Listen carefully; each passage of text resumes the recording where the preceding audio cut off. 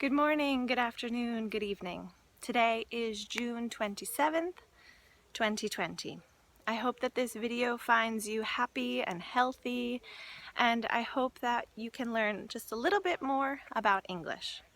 Last week we talked about the future tenses, and I asked you for homework to tell me a story or a memory from the past, and I wanted to see how well you express yourselves in the past in English. So you did very well.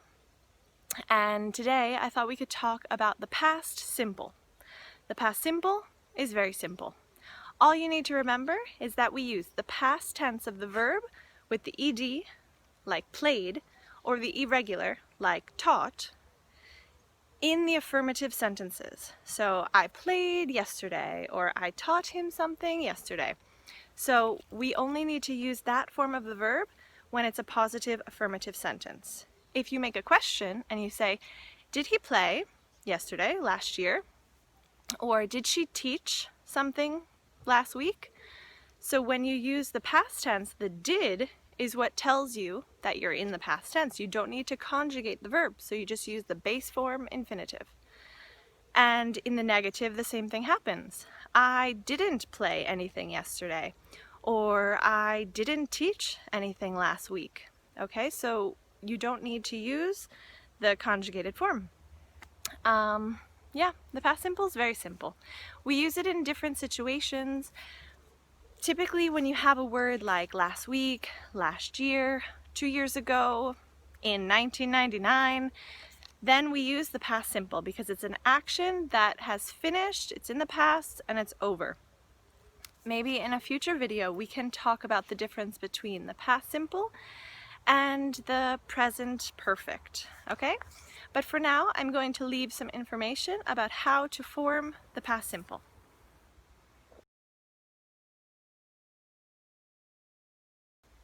Okay? So, when do we use the past simple? To talk about single completed actions in the past. Tom and I played chess yesterday and he won. Okay, this is the affirmative. Notice the ed and the irregular with won. So win, won, won. You know that list of the 3 columns of the irregular verbs? So that's good to practice. After the game, he didn't want to play again. Negative sentence. So didn't want, and then just the normal form of want. Yeah. We see action in the past with didn't, and then the base verb, you don't need to change it. Did he want to play tennis instead? Question. Okay? Also, this is to talk about habits in the past. Did you collect trading cards when you were a kid? Permanent situations in the past. I lived in Sevilla for 5 years before moving to Granada. General truths or facts about the past. In 1492, Columbus sailed the ocean blue. Do you remember we practiced that? Ocean blue, is that correct word order? No, normally you would say the blue ocean, the adjective before the noun. But it's okay because this is just a rhyme. Can you say that fast? In 1492, Columbus sailed the ocean blue. Very good. Okay, perfect. So now I'm going to leave you with some pronunciation sentences so that you can hear the way we pronounce the ed in the past. Okay? All right. Past tense sentences with the sound like T. So I walked 15 kilometers yesterday. She talked for hours. He helped me fix the computer. He fixed the computer. We laughed a lot.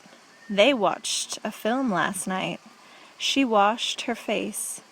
They danced all night. I liked the afternoon. Okay, so now sentences with verbs in the past, regular ed, that have a softer sound. She called the office at 9. He cleaned the whole house. He offered to help. They damaged only a small part. She loved going there as a child. He used the notes to help him. She amazed them with her talents. They played for hours. She tried harder than ever. We followed them to the destination. He continued to study. We listened to them. Okay, and now here are verbs that have the extra vowel sound. I would say that the T sound and the D sound are very similar, but this is different because you need to add an extra vowel. I wanted help. She needed more time. We decided to begin. They planted a tree. Okay, this is a side note, but did you know that they say, in China, there's a saying, they say that the best time to plant a tree is 20 years ago, and the second best time is right now. So, go plant a tree, everyone. They painted a painting. She recorded the video. We visited the Alhambra. Okay, and then here are just some common irregular verbs and the pronunciation. So, she taught me everything I know. She brought me flowers. We caught the train at 5. We bought some apples. He fought for their rights. He thought about life. She sang at the top of her lungs. Do you know the meaning of at the top of her lungs? Like as loud as possible. The phone just rang. She chose the book. He wore the new jacket. We knew the answers. He flew in a private jet. He drank his coffee. The coin sank to the bottom of the fountain. She felt happy. Okay, so those are just some verbs. Remember that these special tenses in the irregular, like taught, bought, caught, fought, and using the ed of the verb is only necessary in the affirmative, not in the question and not in the negative. Okay, so that is it. I hope that you were able to learn something new. Practice your pronunciation. You can always listen to this video again and repeat when I say the sentences. Okay, and now I'm going to leave you with a poem. And this poem is by Edgar Allan Poe. Do you know who Edgar Allan Poe is? He's a very famous poet. And this poem is very sad, but it's all in the past simple, and so I thought that it would be interesting for you to hear me reading it. I read this a long time ago and I have this recording, but I thought I could add it to my video lesson talking about the past. Okay, I hope you enjoy. Bye-bye. One other important piece of information is that in the past tense, when you conjugate the verbs with ed or the second column, like taught, bought, caught, this is the same for I taught, you taught, we taught, they taught, he, she, it taught. It's all the same. The only one that changes and is strange in the past tense is the verb to be. So if you say I was, he was, she was, we were, they were. Okay? Okay. You were. Ciao.